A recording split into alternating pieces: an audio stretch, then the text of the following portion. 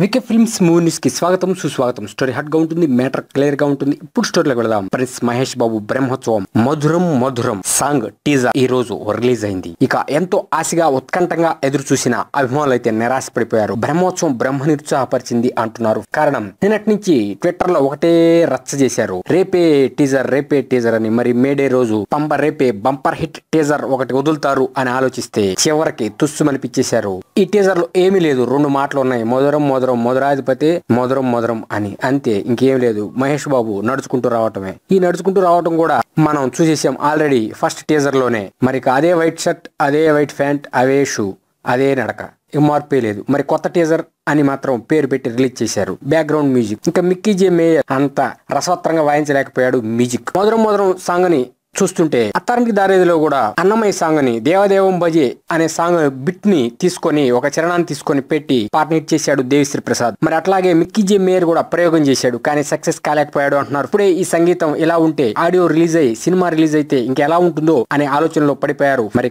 ఎడుతిద్దాకా wait చేస్తే ఈ songs ఎలా ఉంటాయి అనేది మనకు తెలుస్తుంది. ఇది latest movie bulletin. Next movie bulletin కలుద్దాం. Keep watching, please subscribe VK Films for latest movie news.